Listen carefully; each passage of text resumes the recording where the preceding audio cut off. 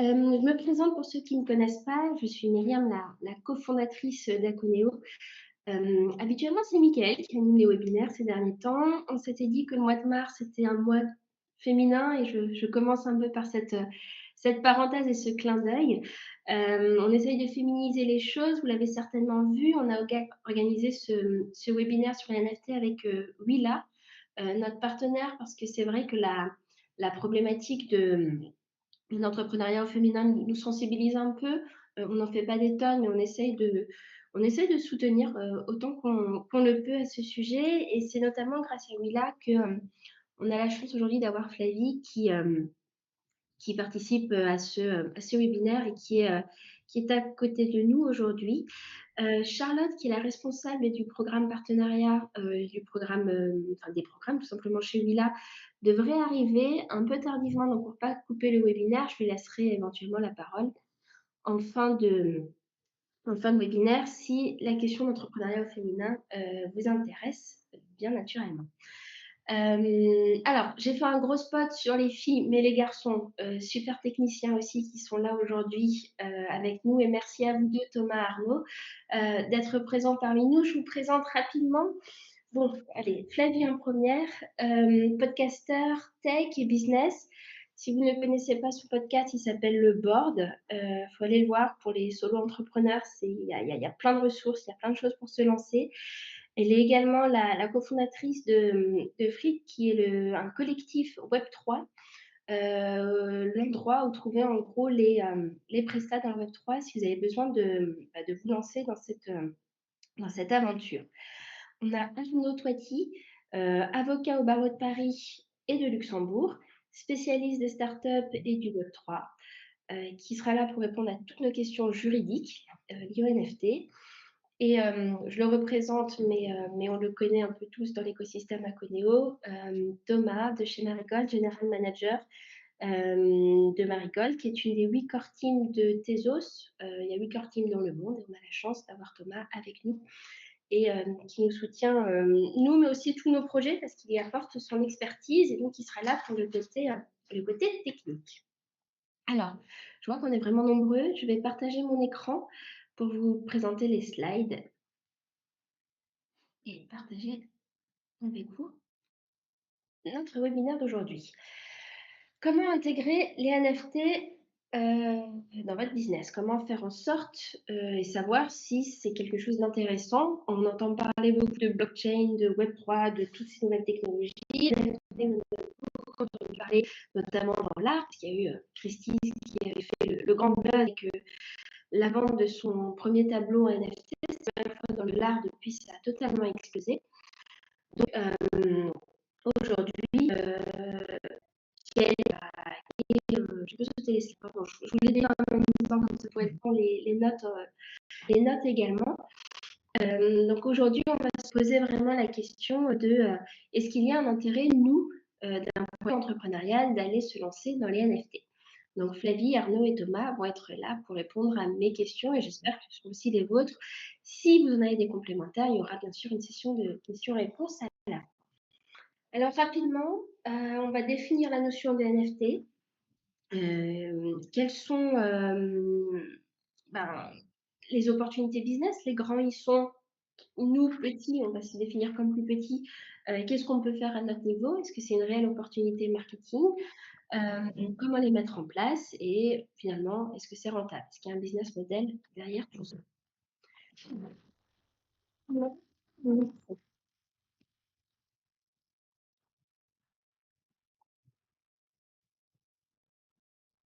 Alors, lorsqu'on parle de NFT dans le business, dans l'entrepreneuriat, de quoi parle-t-on?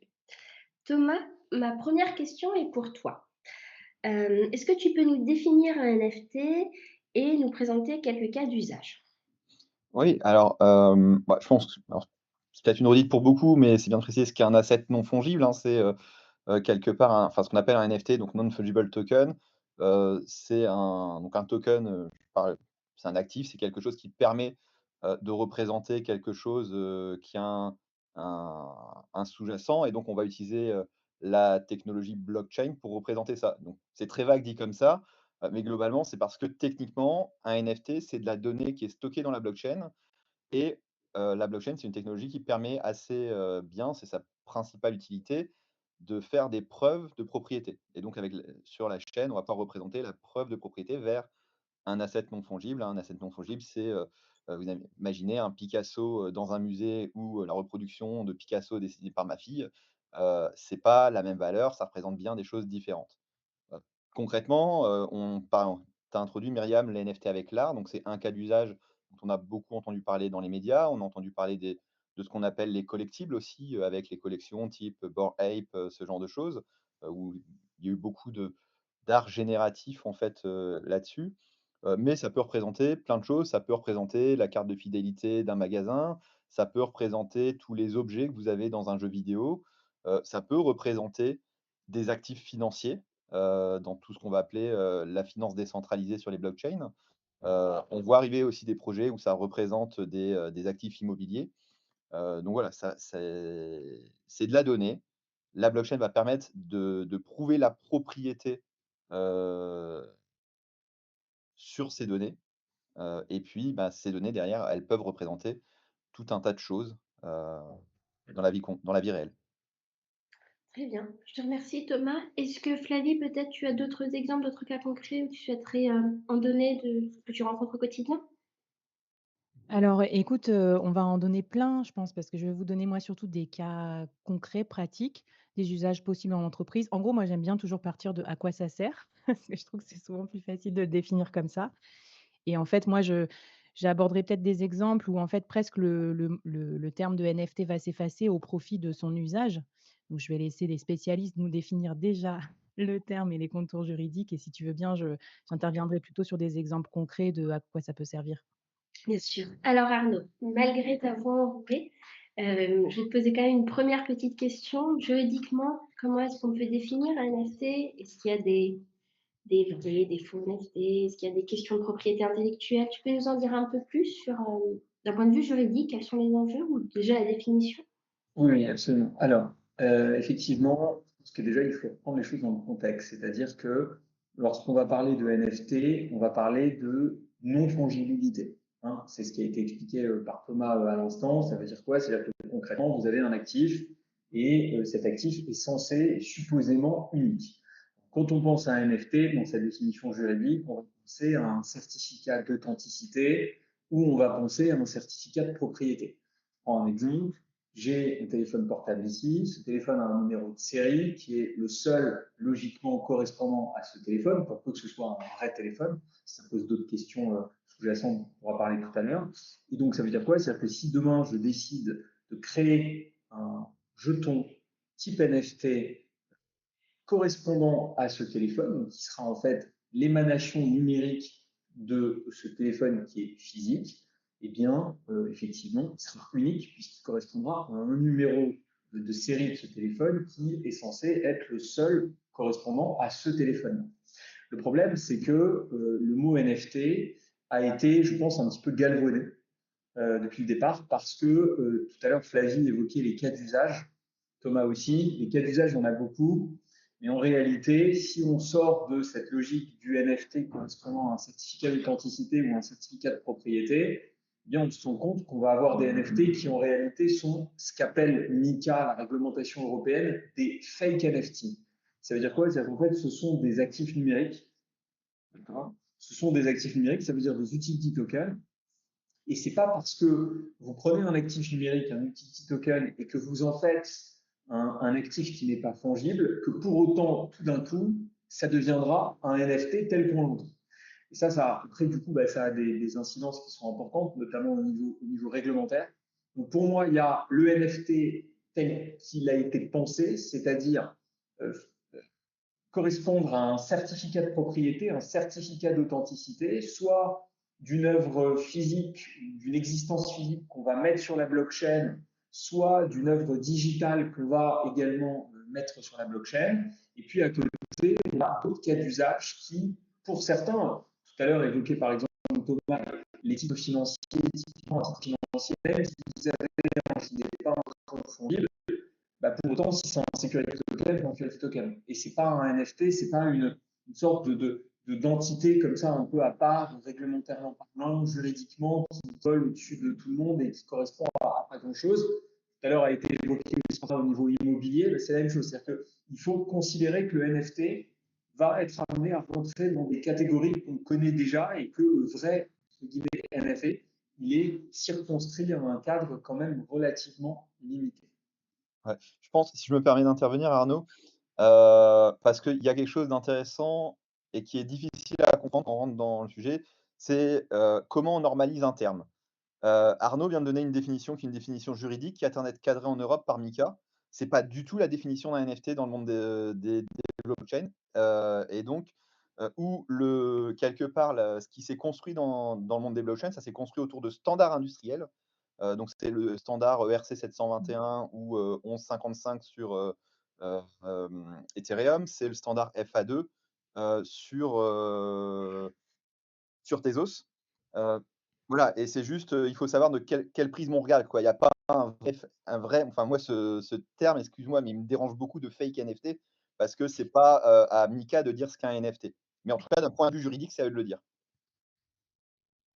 Donc, Je ça, suis d'accord avec toi, mais après, pardon, je suis d'accord avec toi, mais après, in fine, la réalité, c'est que, par exemple, et après, on va rentrer dans le débat, je pense qu'il y aura peut-être des questions autour de tout ça, mais ça a quand même des impacts qui sont systémiques. Parce que si demain, tu as un projet avec une émission de NFT, et qu'en réalité, tes NFT sont assujettis à enfin, le sous-jacent, enfin, sont encapsulés dans ces NFT,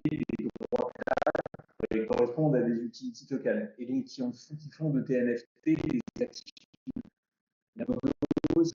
Tu mets à conserver les NFT pour le compte des tiers, et bien typiquement tu dois être enregistré auprès de l'autorité des marchés financiers, ce que beaucoup ne pensent pas parce qu'ils se disent ah non mais moi en fait j'ai une plateforme qui gère des NFT donc concrètement la réglementation elle m'est complètement différente. Et c'est pour ça que, en réalité, je comprends les logiques industrielles, et je pense que c'est aussi au droit de savoir s'appliquer à l'industriel, mais pour autant, force est de constater qu'on a quand même un cadre qui est en train de se dessiner, qui va rentrer en vigueur très rapidement maintenant, et qu'il faut avoir ces éléments-là tout de même à l'esprit quand on est porteur de projets NFT.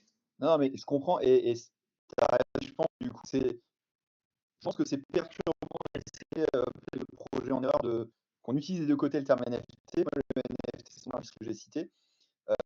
Alors, un NFT, comme c'est plein de choses, il faut savoir quel est le sous-jacent. Parce que ça va être soit un security token, soit un utility token. Et voilà. Et donc, il faut distinguer on va dire le cadre technique. En fait, c'est les standards que j'ai cités, c'est des standards qui permettent l'interopérabilité technique des jetons, en fait, au sein d'un réseau, et un cadre juridique qui existe et dont il faut tenir. est-ce que, pour résumer et peut-être clore ce premier point, on pourrait se dire qu'effectivement, d'un point de vue développement ou jurant, finalement, le NFT s'intègre dans plein de contextes juridiques déjà existants.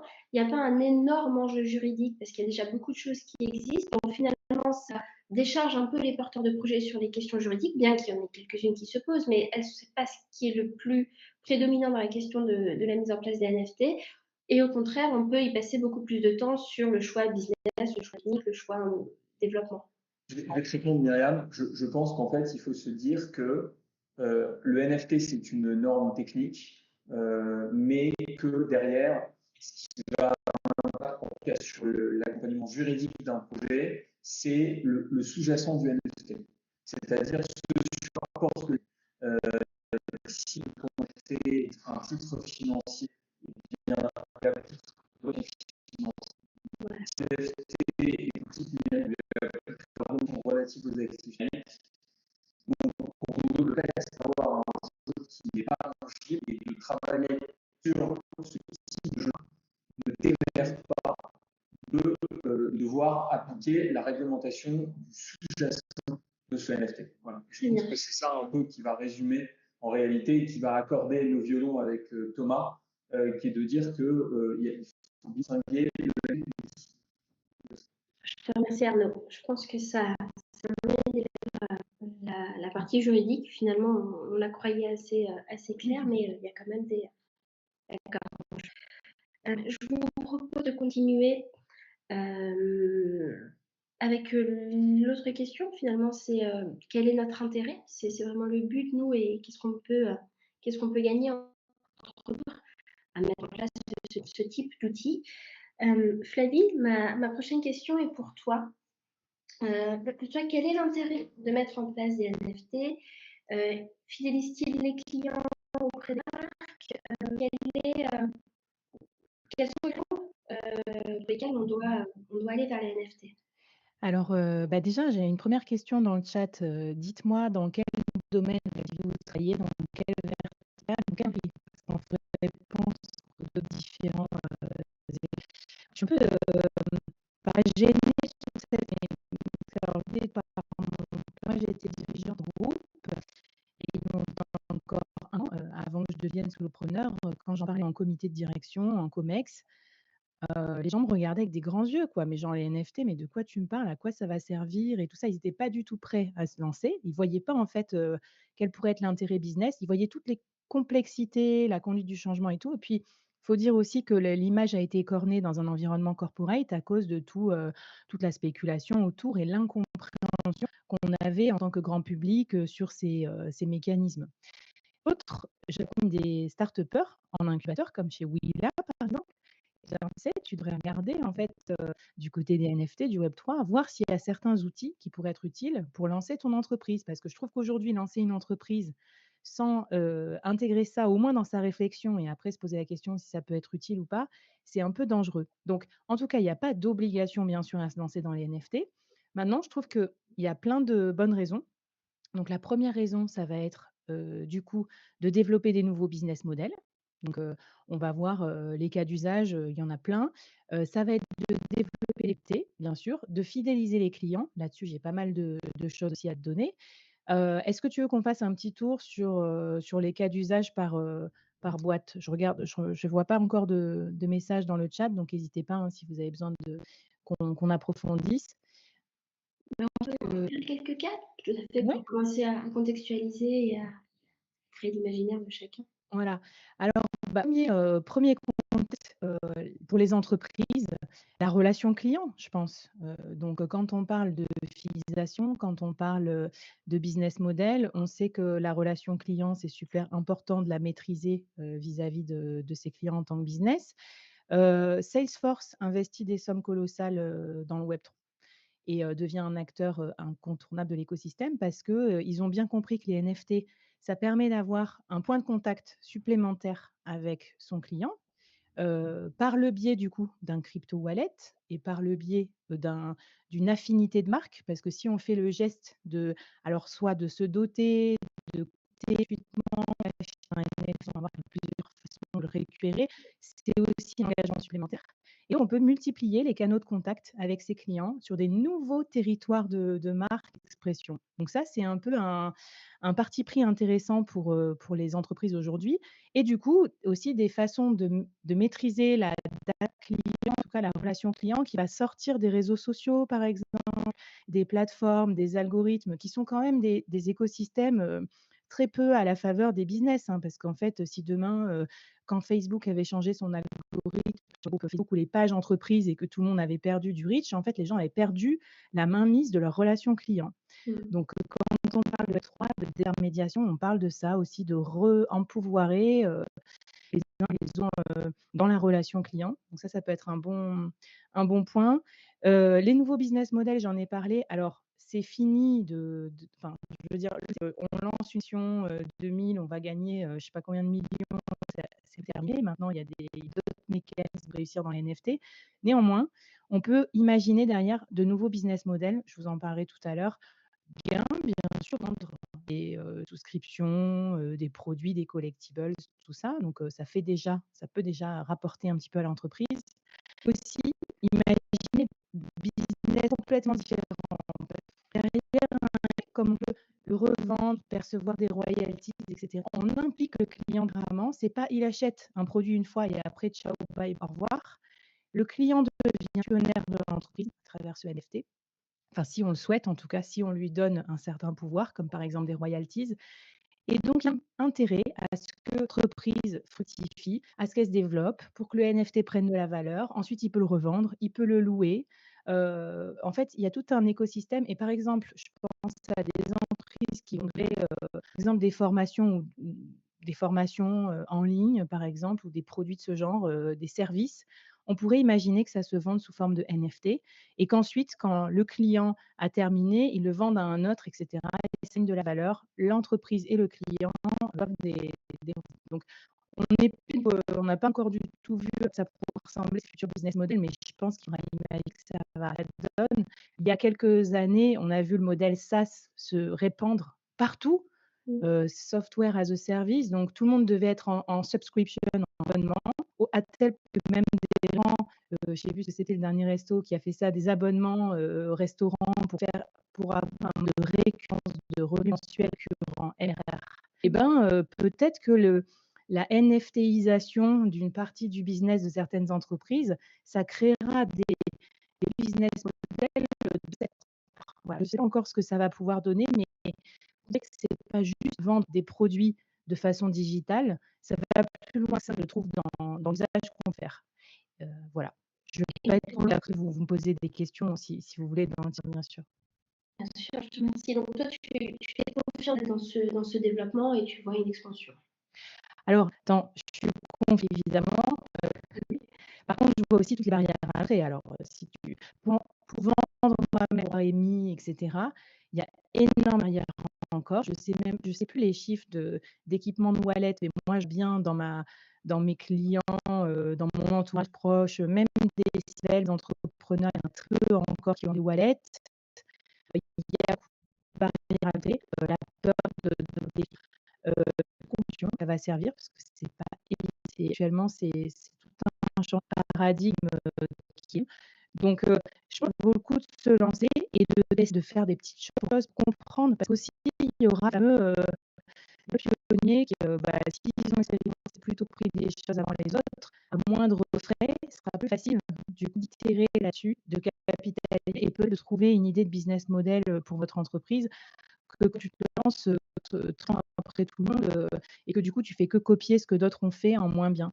Voilà. Donc là, je pense qu'il faut la prime au pionnier quand même et on peut faire des petites expérimentations pour commencer. C'est pas obligé de lancer toute une gamme de produits complètement digitaux.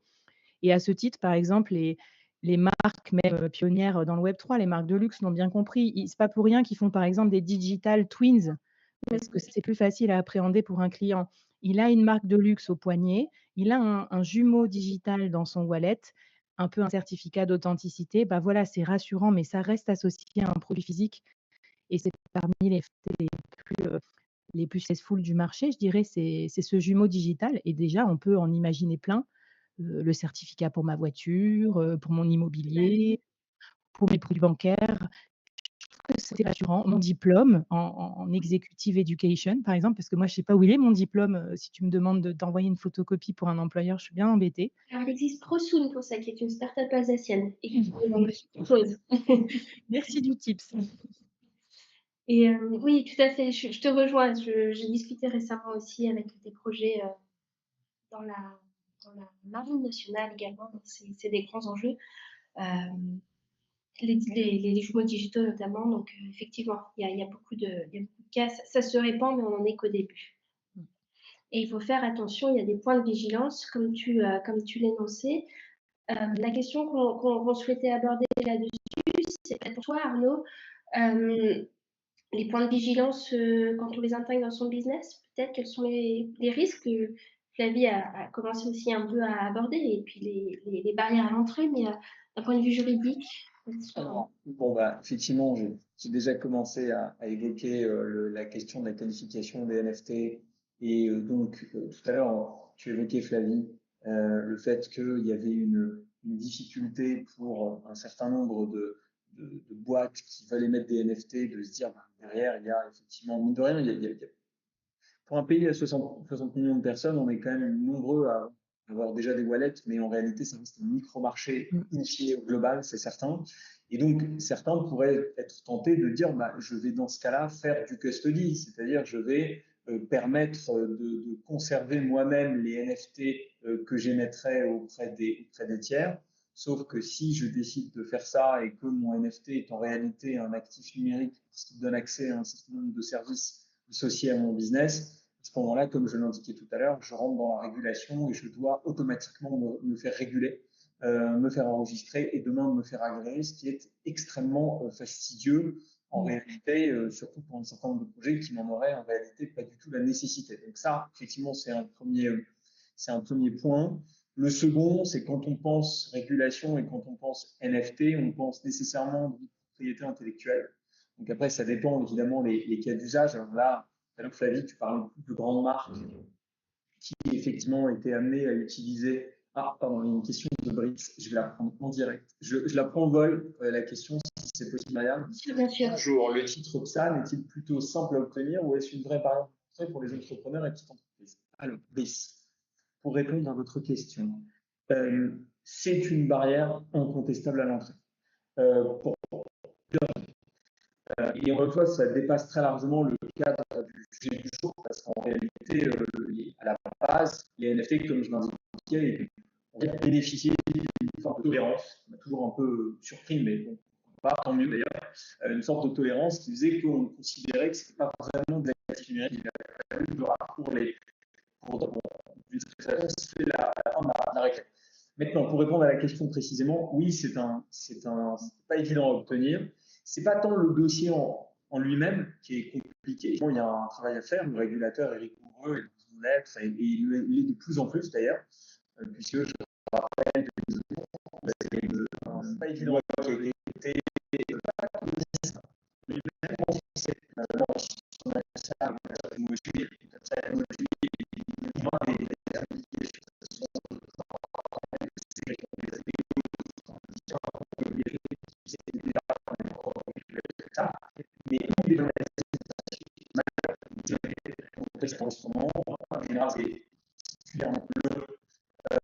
en moyenne 18 mois, si ce n'est pas plus, pour être obtenu. Et ça peut être plus court pour certains projets, mais on va dire qu'en moyenne, on est à 18 mois, voire plus.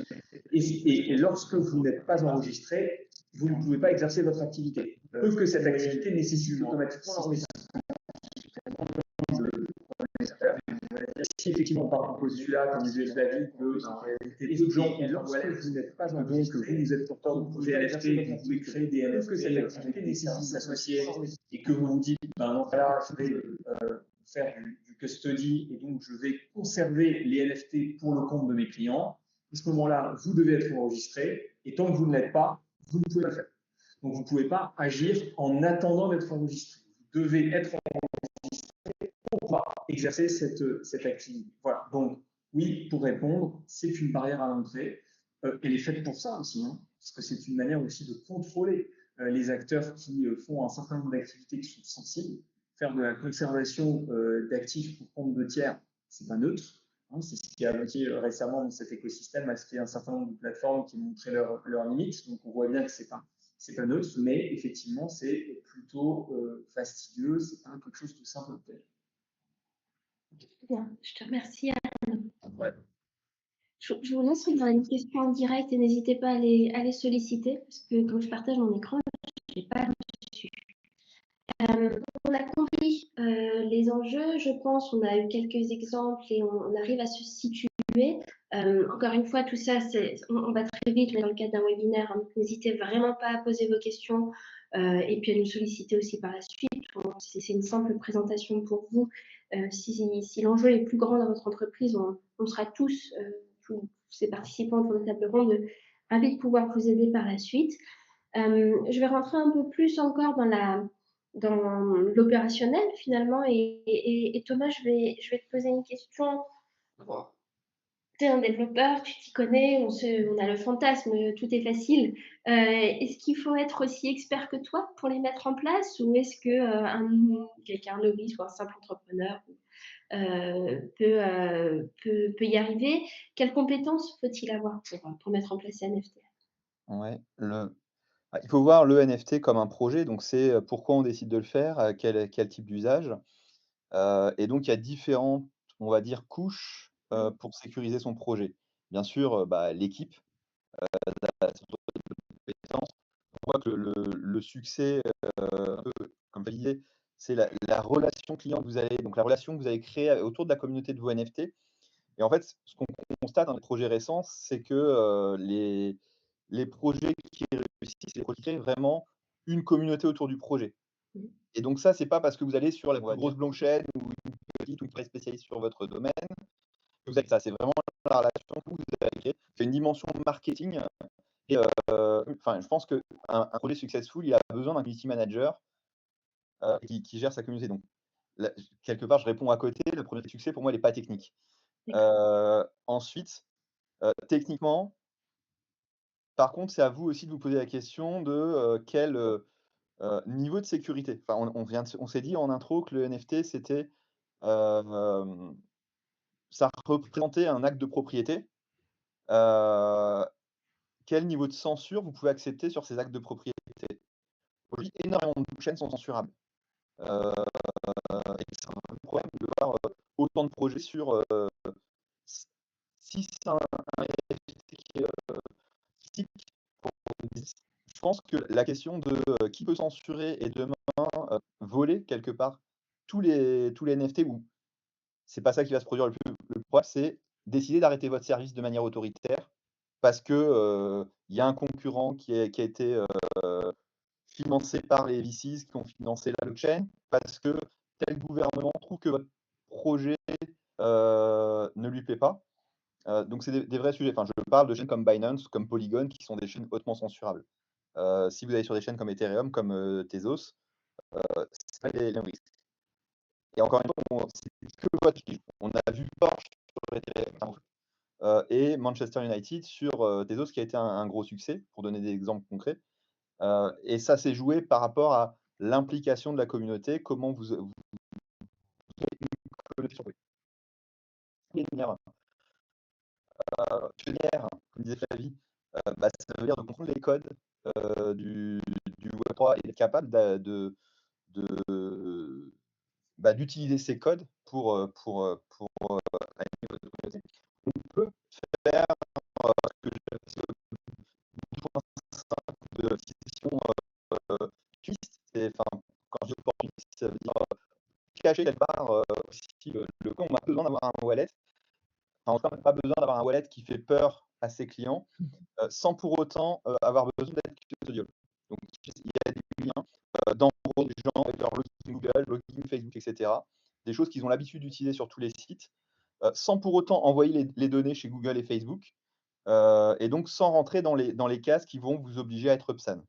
Donc, en fait, je pense que c'est plus sur la stratégie d'architecture où il y a besoin quand même de se faire accompagner d'experts techniques qui vont être capables de faire le lien entre la finalité de votre projet et vous apporter des solutions techniques qui ne risquent pas de vous emmener dans la case de PSAN si vous n'avez pas besoin d'y être, ou au contraire qui vont vous permettre de le détecter et de vous faire accompagner juridiquement quand vous avez besoin. Ok. Donc, il nous faut, pour résumer, il nous faut une bonne idée qui est bien solide, un bon projet, ou du moins qui a une valeur ajoutée. Ça, c'est pour revenir sur ton exemple de Porsche versus Manchester, où effectivement, c'est un exemple qui illustre bien, où Porsche n'avait pas beaucoup de valeur ajoutée dans le sens où ils avaient toujours, en fait, ils avaient vendu des images, une photo exclusive, mais où seul le numéro de la plaque avait changé, et finalement, il n'y avait pas une réelle valeur ajoutée pour le consommateur ou l'utilisateur. Donc avoir un super projet, donc un bon porteur de projet, une bonne équipe, community manager, peut-être même marketing. Et puis ensuite derrière des devs des techniciens qui ont cette sensibilité ou pas nécessaire. Je pense que c'est assez facile de former des développeurs à faire du NFT. Parce que sur un projet de NFT, si on fait une application qui va intégrer une NFT, souvent la partie vraiment smart contract, NFT, etc., c'est peut-être 20-30% du projet technique. C'est de comprendre quels sont les risques. Il y a des choses un peu différentes techniquement, mais c'est pas insurmontable. Enfin, Ouais. je pense qu'il ne faut pas y aller à la fleur au fusil, les accompagner absolument au départ. C'est facile sur le sujet du NFT, où aujourd'hui, pour le coup, techniquement, on a beaucoup de retours d'expérience depuis C'est là. bien et risque. Et très vite, comment est-ce qu'on trouve ces compétences? Écoute, alors Alors déjà, ce que je voulais dire aussi pour compléter, c'est que si vous êtes téméraire, vous pouvez aussi faire les choses tout seul. Ça existe déjà, il y a déjà des solutions no code qui existent pour créer des NFT. C'est quand même à signaler parce que pour le web tradi, on a dû attendre, je sais pas, peut-être 20 ans pour avoir des trucs en no code. Et là, ce que j'aime bien, c'est qu'on peut déjà, minter des NFT tout seul. Moi, je suis pas du tout tech, hein, donc j'ai un profil, de dirigeante, classique, mais pas tech. J'ai testé pour mon podcast, j'ai utilisé des plateformes no code pour minter des NFT, sur Polygon, donc on peut le faire. Après voilà, le problème c'est une fois qu'on l'a minté, bah, qu'est-ce qu'on en fait? Comment on fait pour, créer un narratif, une communauté, pour les vendre, c'est pas de la tarte, pour les interfacer avec tout le reste, parce que du coup, il y aura derrière votre CRM, vos outils bancaires, pour faire la crypto-comptabilité et cetera. Nous, c'est vrai que c'est ce qui nous a motivés en fait à créer, à constituer, Fleet, le collectif, des talents du web 3.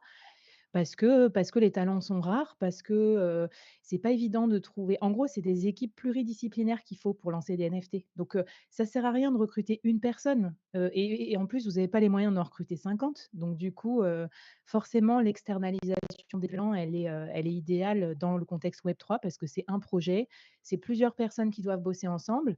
Nous, dans le collectif, on a autant des designers que des devs, que des marketeurs, que des trucs boring, coucou Arnaud, moi, voilà, tu sais, des avocats, des experts comptables, des juristes, tout ça.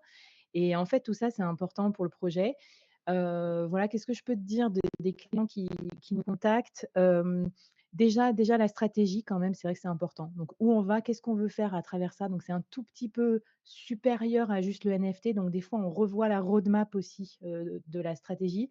Hem, Par exemple, vous parliez de Porsche tout à l'heure, peut-être qu'on peut décider de ne pas créer ses propres NFT, mais d'attacher des utilités aux NFT d'autres personnes qui vont les créer. Par exemple, j'ai vu ça là, j'ai un hôtel, je ne sais plus quel hôtel, mais a dit: «Pour tous ceux qui ont des NFT Porsche, et ben, on vous offre, telle, utilité ou tel, bénéfice sur Money de tel». C'est une façon d'attirer, les clients Porsche. Alors, donc ça s'appelle le permissionless. C'est-à-dire qu'on peut créer des utilités à des lettres qui ne sont pas les nôtres, donc aussi la magie du Web3. Donc ça, on ne peut jamais y penser si on ne parle pas avec un expert. Mmh. Ce qui marche très bien, c'est ce qu'on a comme dans les incubateurs, des office hours, donc c'est-à-dire tu viens avec ton problème, tu rencontres des experts du Web3, est-ce que tu as besoin d'un CTO, d'un CMO, tout ça? Et en fait, en 1 heure, 2 heures, 3 heures, on dégrossit le truc et en gros, on te donne du consulting pour t'aider. Ensuite, on constitue des équipes techniques qui ont l'habitude de travailler entre elles. Et nous, un cas d'usage qu'on utilise comme NFT chez Fleet, on crée des NFT de certification des compétences, on-chain. Donc, quand les gens ont travaillé sur un projet et certifié des compétences, on leur donne un NFT qu'ils ne peuvent pas transférer et c'est notre preuve, notre certification, en tout cas la preuve parce que dans ce domaine-là aussi, il y a beaucoup de risques. Donc si demain, moi, je mets sur LinkedIn que je suis, j'en sais rien, que je sais faire tel smart contract ou que je suis experte, en tel truc et en fait, c'est pas vrai, je peux faire planter un projet. Donc nous, on voulait aussi, être sûr qu'on ait bien des personnes qui font plutôt que des personnes, qui parlent et c'est pour ça qu'on a dit, «OK, on va se mettre en collectif et on va organiser entre nous la certification des compétences pour pouvoir faire allier entre eux» et dernier exemple de cela avec les NFT, on s'est rendu compte qu'aujourd'hui les freelances, même les freelances c'est pas évident de les capter pour, ceux qui sont demandés sur les projets Web3. Donc ce qu'on a fait, c'est qu'on a un espace de travail décentralisé où, en gros, on coupe certains travaux, certains projets à la tâche, comme par exemple rédiger un smart contract ou, créer, j'en sais rien moi, des threads sur Twitter pour développer les communautés et on va aller confier ces tâches-là à des personnes certifiées par certains NFT dans notre, communauté et donc ça permet de faire avancer les projets clients plus vite, sans avoir besoin, bah, d'embaucher quelqu'un, de contractualiser et tout. Voilà, c'est aussi des nouvelles façons de travailler, c'est ça qui est intéressant dans l'NFT, c'est pas que des nouveaux business, c'est peut-être aussi une façon de ouais, de collaborer avec plus d'efficacité. On va voir ce que ça va donner. De façon, décentralisée du moins et ça respecte bien la philosophie de la blockchain en tout cas. C'est ça, on essaye. Sinon pour toi Flavie, pour toi alors, selon toi les NFT, est-ce que c'est un investissement marketing ou est-ce que c'est un projet de business à part entière, pour l'activité de l'entreprise? Alors, un peu les 2. Alors je je me suis moi, j'aime bien faire des podcasts, pour, un peu enquêter. Donc j'avais fait un podcast sur les métiers du Web3 pour comprendre, c'est quoi les talents dont on a besoin. Là, il y a quelques semaines, j'étais à NFT Paris, j'ai pris mon petit micro, je suis allée voir des gens. Du coup, j'ai récupéré un peu des datas sur ça. Aujourd'hui, je dirais que c'est quand même plutôt un coût pour l'entreprise qu'un gain. Par exemple, les expériences dans les métaverses, des boîtes qui les créent, c'est plutôt des opérations à ROI négatif. C'est-à-dire que ça rapporte peut-être en termes d'image, mais ça rapporte pas. En gros, si tu fais des skins ou des choses comme ça, tu vas pas les vendre plus de 50 centimes. Donc, ça va pas te rapporter énormément d'argent. Par contre, alors ensuite, l'argent facile est terminé, donc les grosses collections qui sold out, tout ça, oubliez. Enfin, c'est vraiment, ça n'arrivera pas, en tout cas pas par hasard. Malgré tout, regardons l'exemple de Porsche, une opération ratée, bah, c'est quand même 300 000 €. Donc peut-être, j'espère pour eux que ça couvre les frais de consulting et tout ça. Hem, il y a quand même des ROI indirects. Par exemple, qu'est-ce qu'on va récupérer comme fidélisation client? On dit qu'un client fidèle, c'est 7 fois, plus rentable enfin, en gros, acquérir un client, c'est 7 fois plus cher que fidéliser un client. Donc, forcément, le ROI, on mesure pas, les coûts d'acquisition qu'on économise, mais peut-être que ça permet ça. Il y a des coûts indirects comme par exemple la présence médiatique. Qu'elle soit bonne ou mauvaise, des fois, il vaut mieux être présent dans les médias que pas du tout. Donc même si c'est entre guillemets «bad buzz», sans doute que les conséquences de l'exposition sont supérieures à terme qu'une marque dont on parle jamais. Et par exemple, je pense à des PME, en province ou sur des industries où on ne parle pas de Web3. Je me dis que ça serait une façon originale d'attirer l'attention aussi sur l'entreprise et ça serait tout à fait, faisable pour eux de se lancer là-dedans. Heu, voilà. Et après, qu'est-ce que je voulais dire? Ouais, du coup, je pense que l'idée aussi quand même, enfin moi, mon conseil, ce serait de ne pas se lancer dans un truc trop gros, tout de suite. Et donc, c'est un peu le spin-off, c'est se dire: «Qu'est-ce que je peux faire de petit, d'accessible, de lean?» Surtout là, le contexte économique, il ne faut pas rêver, c'est la récession, c'est compliqué. Toutes les équipes innovation qui avaient des méga gros projets hyper risqués commencent à dire: «Bon, est-ce qu'on va vraiment mettre 500 000 € là-dedans? Bof». Donc tu vois, dans les périodes d'incertitude, il vaut mieux commencer petit, sur un petit périmètre, sur peut-être un petit marché ou une partie de ses clients, peut-être les jeunes clients qui sont beaucoup plus digital natifs, ça va être les Gen Z qui seront Web3 natives. Donc Mmh. voilà, c'est possible de le faire, certes à perte peut-être au début, mais quand même à peu de frais. Et puis enfin, une dernière stratégie, moi, que j'ai remarqué, j'avais entendu ça sur un podcast américain et elle m'intéresse, c'est la stratégie des free NFT. Donc c'est vraiment de considérer que les NFT sont pas forcément un truc qui va nous rapporter de l'argent tout de suite, mais qui vont créer la relation. Et donc après, une fois qu'on a collecté un NFT, même gratuitement, on entre justement dans ce nouveau canal de communication et on peut expérimenter et on peut voir s'il y a des clients un peu différents, s'ils nous apportent des nouvelles idées, si on peut les solliciter pour, certains produits. Des nouveaux business models qui pourraient émerger, à long terme et en tout cas une belle opération, de visibilité potentiellement, pour, pour les NFT. Très bien, je te remercie Flavie. Arnaud, comment est-ce qu'on fait pour bien démarrer son projet NFT? Tu as des conseils à nous donner, des recommandations? Tout à l'heure, j'évoquais les aspects réglementaires. C'est un des aspects quand on pense au NFT. Le second, enfin le deuxième, pour le monde d'autres, le deuxième, ça concerne la propriété intellectuelle. Parce que souvent, pas toujours, mais les projets NFT vont être amenés à graviter autour de questions liées à la propriété intellectuelle, que ce soit parce qu'on décide de NFTiser des biens quand on n'a pas forcément la propriété physique, premièrement, ou alors parce qu'on décide de NFTiser, de créer par exemple une marketplace de vente de NFT, mais on ne fait pas le nécessaire pour que la cession des droits de propriété intellectuelle se fasse entre le vendeur et l'acheteur. De propriété intellectuelle exclusive, le livre des conditions précises, de génération, de manière extrêmement rigoureuse. Le nombre de plateformes marketplace NFT qui permettent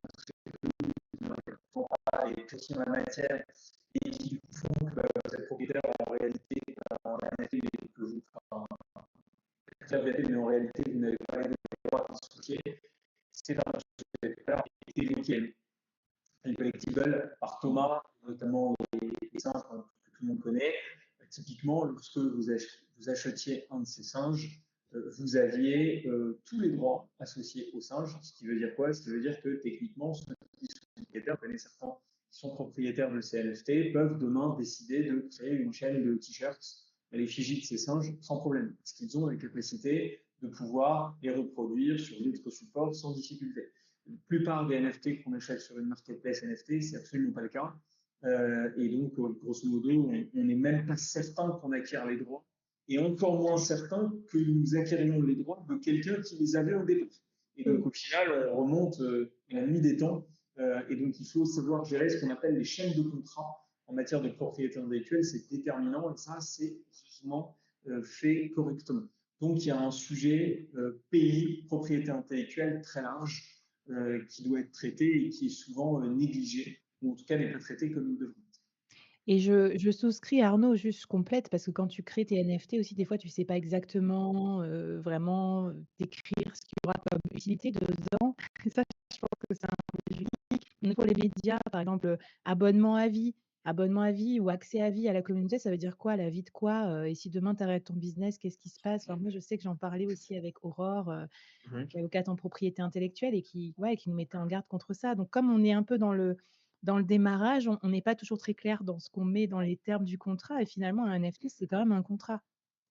Absolument. Donc, il y a non seulement la nécessité d'avoir des contrats, mais en plus, il y a effectivement des aléas, parce qu'il y a tout un tas de choses qu'on ne maîtrise pas encore réellement, ou alors on a des contrats qui sont un peu bancals, pas forcément hyper bien ficelés. Donc voilà, donc il y a un travail à faire, je pense, qui est assez considérable là-dessus. Et puis tout à l'heure, Flavie, tu évoquais les métaverses.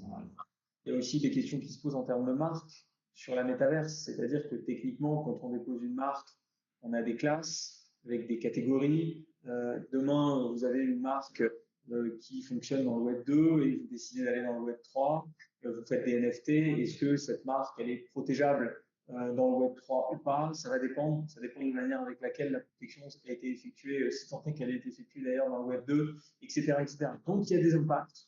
On va dire que les deux plus gros impacts pour moi, c'est toute la partie propriété industrielle et intellectuelle. Et puis à côté, on a la partie réglementaire que j'ai évoquée en filigrane depuis le début de ce webinaire.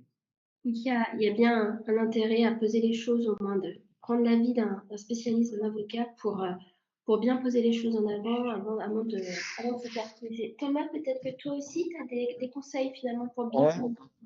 Plus un complément, parce que j'ai l'impression qu'on a quand même beaucoup parlé de NFT collectibles auxquels on peut rattacher des utilités dans nos exemples, mais on peut aussi le penser autrement. Moi, j'ai des exemples où le NFT est clairement un gain de productivité pour l'entreprise, parce que finalement, la blockchain vient fournir une infrastructure pour gérer, ce que je disais en intro, de la tokenisation et un marché secondaire, et que développer ça, ça coûte très cher.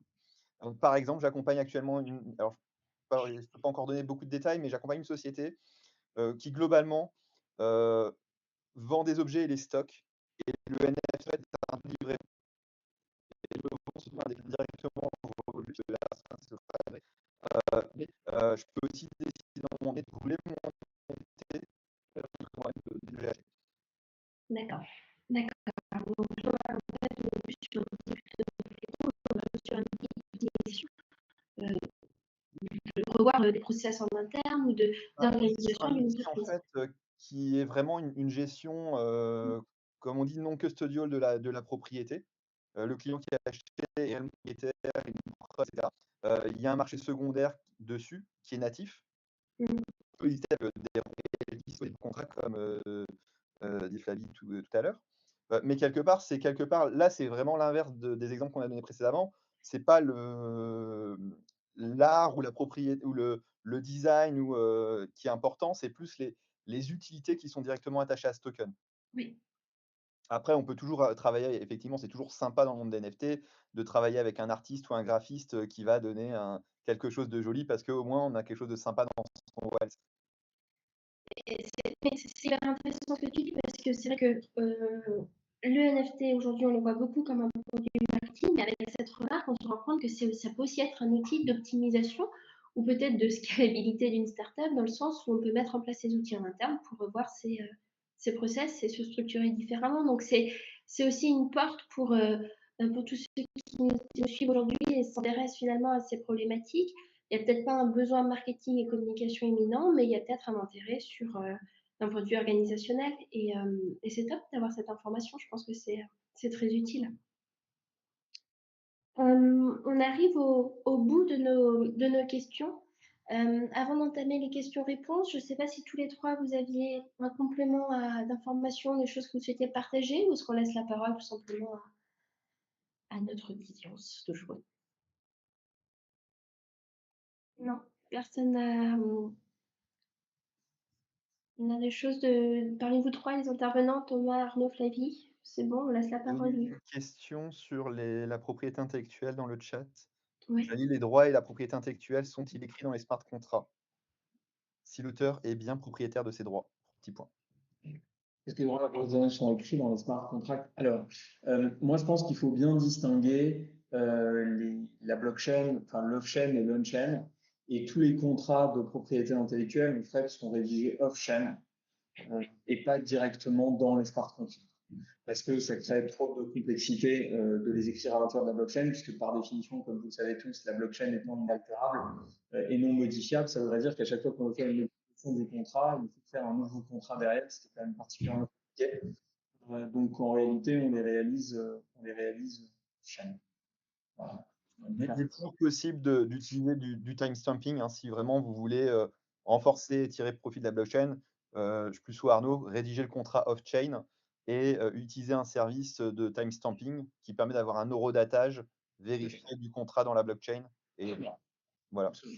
Voilà, tout à fait. Est-ce qu'il y aurait d'autres questions? N'hésitez pas à prendre la parole également hein, si vous souhaitez intervenir.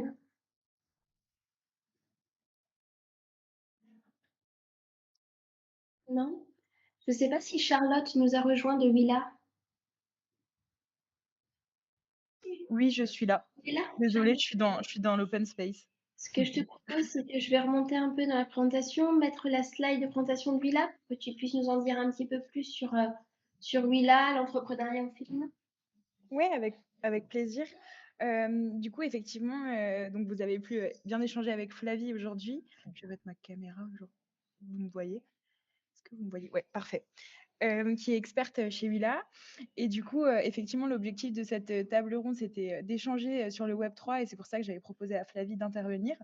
Et peut-être pour vous dire, ouais, effectivement, quelques mots sur Willa. Willa, on est un incubateur basé à Paris, mais on accompagne toutes les femmes en France, cofondatrices ou fondatrices de start-up entre 0 et 3 ans d'activité. Donc, l'objectif, c'est de faire de la discrimination positive en accompagnant plus de fondatrices de projets pour qu'il y ait une parité et une augmentation des femmes fondatrices de start-up en France et pour un petit peu augmenter finalement et atteindre un jour une parité dans ce secteur. Et on a plein de programmes d'incubation, on en a une quinzaine de 0 à 3 ans d'activité pour accompagner à tous les stades d'avancement. Et du coup, si je n'ai pas pu être là au début de cette année, justement, j'avais un lancement pour donner la parole aux médias. Donc, pareil, aussi, la parole des femmes au travers des médias. Et du coup, voilà, on a plein de programmes. Si vous êtes une femme fondatrice de start-up et si vous avez un petit peu envie de voir son fait, ça va être plaisir que j'échangerai avec vous. Bien. Merci Charlotte.